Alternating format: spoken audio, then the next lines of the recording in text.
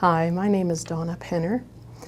My patient journey began in 2008. I had been admitted to the local hospital for abdominal pain, and it was decided that I would undergo a laparoscopy to try and determine what the problem was. It is a standard procedure to administer a general anesthetic for a laparoscopy, and having had GAs in the past, and several of them, I didn't expect to have any problems. This time, however, things didn't go as planned. I remember waking up on the operating room table and thinking the surgery was over. I heard conversation all around me, and I felt very relieved at that point that everything was done. Then I heard the surgeon say two words that shocked me. I heard him say, "Scalpel, please." And I could not believe what I was hearing. I thought, there's no way he said that. I must have misunderstood. And then I felt the searing pain as he made the first incision. And I knew that I was not dreaming or anything. And I became very, very afraid. This was my introduction to the world of anesthesia awareness. I tried to sit up, and I quickly realized that I couldn't do it. During a laparoscopy, a patient is given a paralytic to relax the abdominal muscles, and this made it impossible for me to move. It felt as though someone was holding me down. I could not cry out. I could not move. I could not open my eyes. I could not scream. I couldn't make tears to cry, and I panicked. I heard my heart rate on the monitor, and it was beating very, very quickly. And I struggled to breathe. It took me a few moments to realize I was intubated and that the respirator was breathing for me.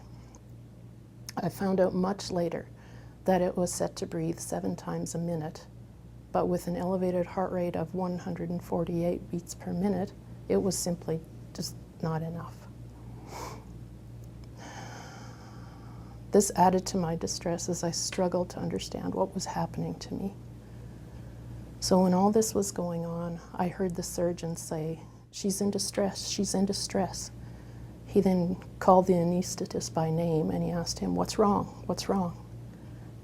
And one of the nurses replied, "He's not here." And I thought for sure I must have misunderstood that also, but then the surgeon asked, "Well, where is he?" And the nurse replied she didn't know. And he immediately told her to go find him, and I heard her leave the operating room. When she and the anesthesiologist returned to the operating room, I could hear the door swinging and I heard them as they walked in. I was relieved at first. I thought that they would notice I was awake and do something to help me. But unfortunately, that didn't happen. They didn't notice my dilemma. And the surgery lasted for a full hour and a half, and I remained awake the entire time. The pain was excruciating. And as I lay there suffering, the surgical team was oblivious to what was happening to me. This extreme pain just continued as the instruments were inserted into my abdomen. And I literally felt my organs moving around as he examined each and every one. As I listened to the conversation around me, I remember thinking, this is what horror movies are made of. Only my horror movie didn't come with a script, nor was it fiction. It was very real and very terrifying.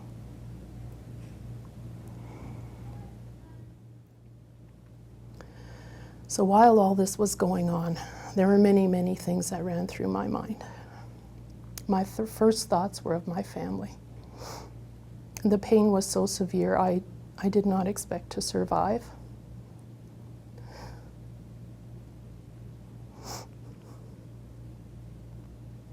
And as I lay on that operating table, I said my mental goodbyes to my husband and my children.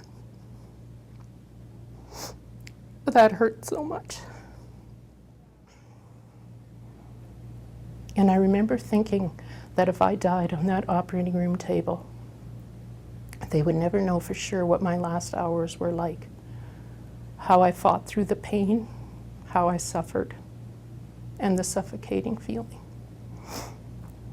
And especially the agony of saying goodbye to the ones that I loved most. As time dragged on, I tried to think of different ways to occupy my mind as I struggled against the fear and panic and the pain. I prayed. I sang every song I could think of. I thought of my family and many, many other things. Anything to help me through. An hour and a half in those circumstances is a very, very long time to think. When the surgery finally ended, I noticed I could move my tongue a little bit, so I began to play with the breathing tube that was still in my throat. I was hoping to attract someone's attention. Well, it did work, and they did notice, but they promptly removed my tube. And the problem was that even though I was able to move my tongue, the rest of me was still very, very paralyzed, and I was not able to move anything else. So as I struggled to breathe, one of the nurses kept telling me, "Breathe, Donna, breathe." But I just couldn't do it. I just couldn't. I was still much too paralyzed. So once again, I knew I was in deep trouble, and I thought, this is it. I'm going to die here today. But then the most amazing thing happened. And the best way I can describe it is that I sort of left my body and I went to this place. I felt myself drifting away, and the sounds of the operating room became much, much quieter, and though they were still there, I could still hear them. They were just much further away. I became warm, as though I was wrapped in a fuzzy, warm blanket. And I wasn't afraid anymore. But most noticeably, I felt safe. And I knew I was not alone. Then I heard a voice speak to me, telling me, whatever happens, you're going to be okay. You're going to be okay. And I knew instinctively that that was not a human voice that spoke those words, but rather one that came from God. It was a wonderful, peaceful place, and I wanted to stay there. Shortly after that, it was as though I returned to my body, and the sounds of the operating room became louder once again. And as soon as I was able to speak, I started telling the staff what had just happened to me. And my first words were, I was awake, I felt him cut me. And I just kept saying them over and over and over.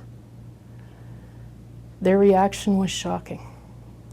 As soon as I started speaking, the walls of silence went up, and they did not respond. When I left the hospital that day, I felt as though no one cared. I felt abandoned, confused, angry, lost, you name it. My trust in the healthcare system was shattered. To this day, I still struggle with trust issues relating to this incident. Thankfully, there are many, many people who are working extremely hard to restore that trust. And I will always be grateful for their compassion and encouragement. This traumatic experience has turned my world upside down. There is a new normal in my life now called PTSD, or post-traumatic stress disorder. The nightmares, the flashbacks, memory blocks are a daily part of my life. Things that came easily to me before the surgery are now a struggle. I have a phenomenal support team and a wonderful family who try hard to understand the ongoing challenges I face on a daily basis. And together we'll continue working through the healing process. My road to recovery has been filled with many potholes, speed bumps, flat tires, and rough roads. It is a difficult journey, to say the least, one that I would never wish on anyone else.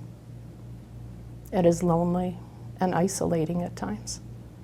The stigma of mental illness is still very, very prevalent in our society today. This experience has opened my eyes to many things, and while telling my story is difficult for me, if just one person learns something from all of this, it will be well worth the effort.